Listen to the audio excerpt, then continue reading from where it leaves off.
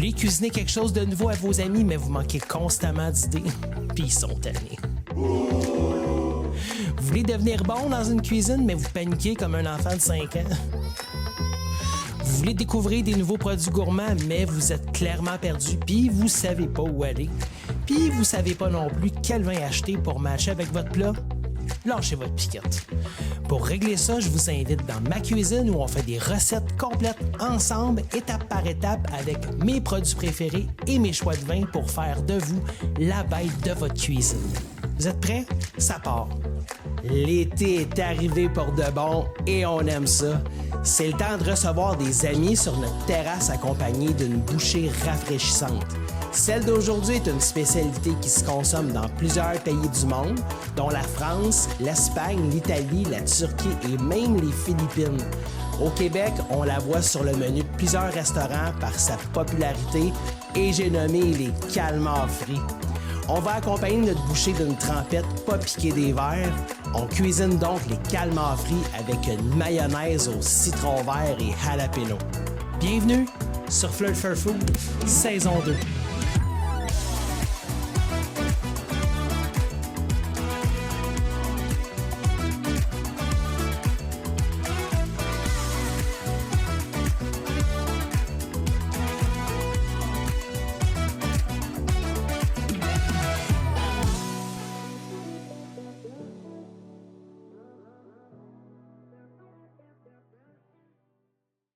Ça y est, l'été est arrivé. L'été, c'est quoi? C'est les terrasses. Les terrasses, c'est quoi? C'est les finger food.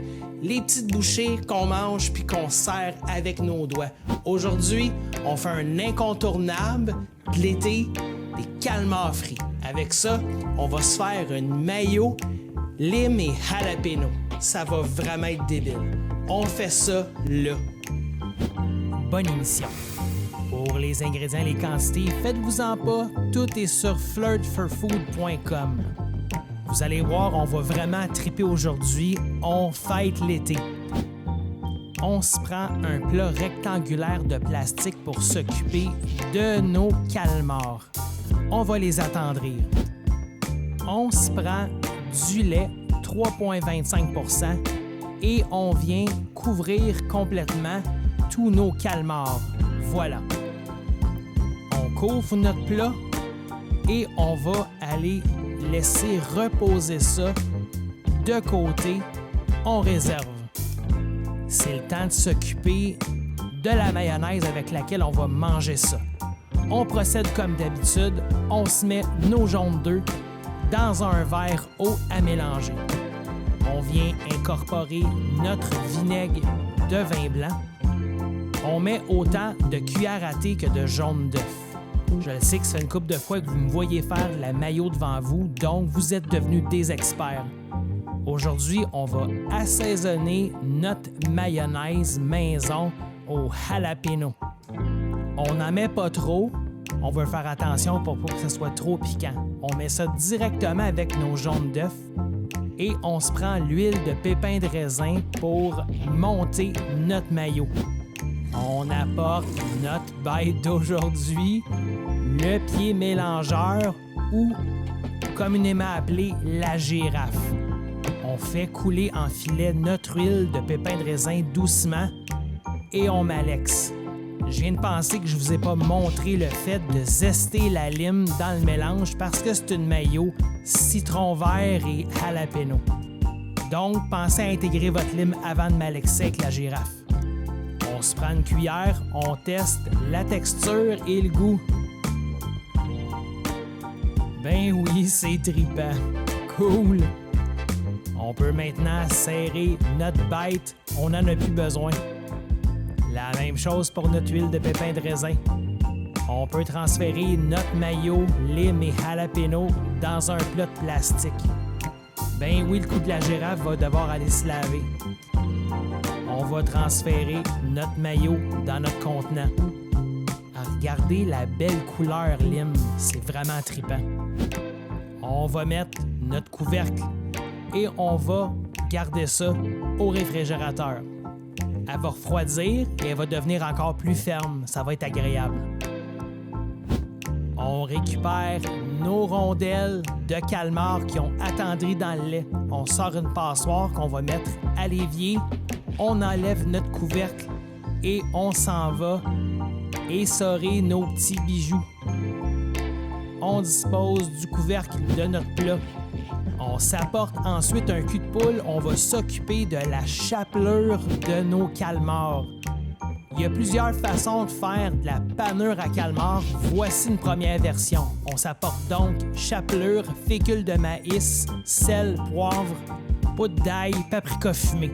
On commence par la chapelure italienne. On met maintenant la moitié de la quantité de chapelure italienne qu'on met en fécule de maïs maintenant. Si vous trouvez que c'est pas assez gonflé comme résultat, faut pas en mettre plus. Vous devrez pour ça attendre un prochain épisode pour une deuxième version. On met maintenant nos épices, la poudre d'ail et le paprika fumé. On se fait quelques tours du moulin à poivre et on se met un peu de fleur de sel. On veut ici rehausser le paprika fumé et puis l'ail. C'est terminé pour nos aromates avec la chapelure. On se prend une cuillère de bois et on mélange le tout uniformément. Voilà. On a fini de confectionner notre chapelure à calmar. On débarrasse du tout. On met la chapelure de côté, mais tout près, on s'apporte un linge. On rapatrie nos calmars essorés qu'on vient mettre sur notre plan de travail avec le linge. On dispose de toutes les rondelles d'un côté du linge pour rabattre l'autre moitié pour sécher le plus possible les rondelles, mais pas en entier. Il faut que ça reste un peu humide parce que là, on se reprend un bac de plastique propre. On revient réintégrer nos calmars. On prend la chapelure qu'on a fait et on vient la déposer sur nos calmars. Avec nos mains maintenant, on vient tout enrober chaque calmar. On met ça de côté, on resserre notre linge. Oui, ça s'en va au lavage, on veut pas que ça sente la petite fille pas propre. On se prend maintenant une casserole qu'on vient mettre sur la cuisinière et on s'apporte notre huile pour faire notre friture.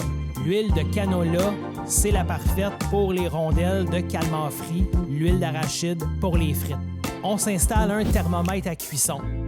On apporte nos calmars frits avec un panier sur manche. On commence notre friture quand le thermomètre arrive à 375. Quand c'est prêt, on rapporte ça sur un papier absorbant pour que ça sèche. On se prend notre assiette de service préférée et on vient disposer nos calmars qui ont essoré de leur gras. Et voilà.